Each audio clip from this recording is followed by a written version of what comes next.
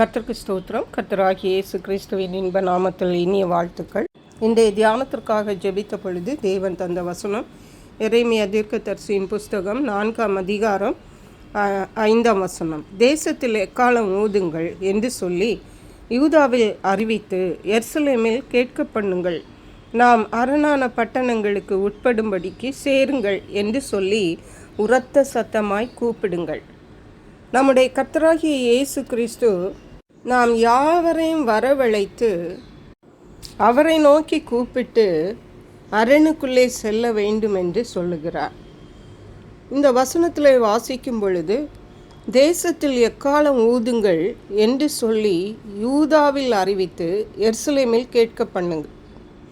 அதாவது எக்காலம் ஊதுகிறது என்பது சகல ஜனங்களுக்கும் ஒரு செய்தியை கொண்டு செல்லுகிறது. அது மகிழ்ச்சியான செய்தியாக இருந்தாலும் சரி அல்லது துயரமான செய்தியாக இருந்தாலும் எக்காலங்களை ஊதி ஜனங்களை சேர பண்ணுகிறது. அப்படியே அது யூதாவிலும் அறிவிக்க வேண்டும், எருசலேமிலும் கேட்க பண்ண வேண்டும். அப்படி என்றால் தேவனுடைய பிள்ளைகள் எங்கெங்கே இருக்கிறாங்களோ எல்லா இடங்களுக்கும் இந்த அறிவிப்பை சொல்ல வேண்டும். என்ன அறிவிப்பென்றால், நாம் அரணான பட்டணங்களுக்கு உட்படும்படிக்கு சேருங்கள் என்று சொல்லி உரத்த சத்தமாய் கூப்பிடுங்கள்.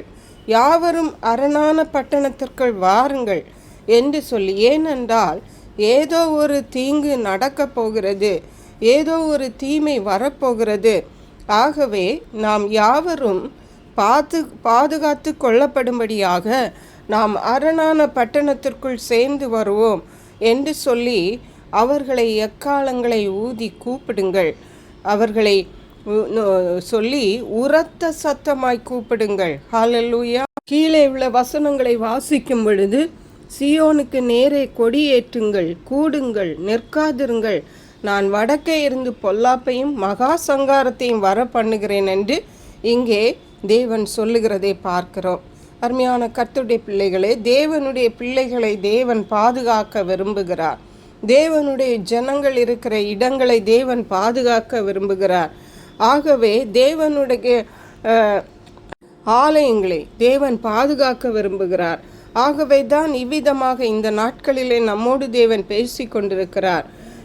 8வது வசனம் சொல்லுகிறது, இது நிமித்தம் ரெட்டை கட்டி கொள்ளுங்கள், புலம்பி அலறுங்கள், கர்த்தருடைய உக்கிர கோபம் நம்மை விட்டு திரும்பவில்லையே.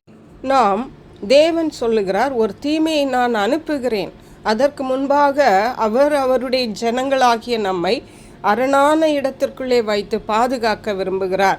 ஆகவே தான் இந்த நேரத்திலே நீங்கள் ரெட்டை கட்டி கொள்ளுங்கள், புலம்பி அலறுங்கள், கர்த்தருடைய உக்கிர கோபம் நம்மை விட்டு இன்னும் திரும்பவில்லை என்று சொல்லுகிறார்.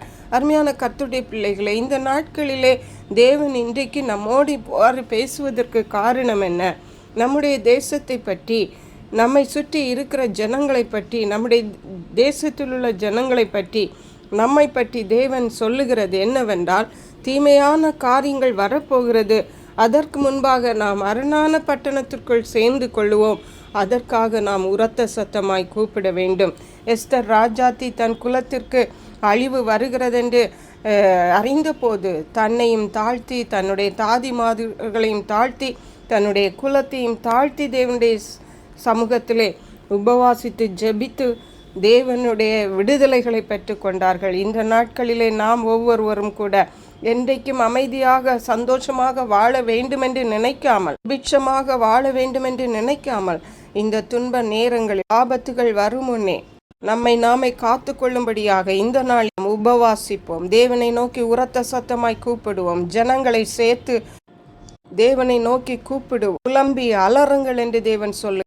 கண்ணீரோடு முழங்காலிலே திறப்பின் வாசலிலே நிற்போம். நம் தேசத்தை காத்து கொள்வோம், நம் ஜனங்களை காத்து கொள்வோம், நம்மையும் காத்து கொள்வோம். அதற்கேற்ற கிருபைகளை தேவன் நமக்கு தந்தருளுவாராக. ஜெபி.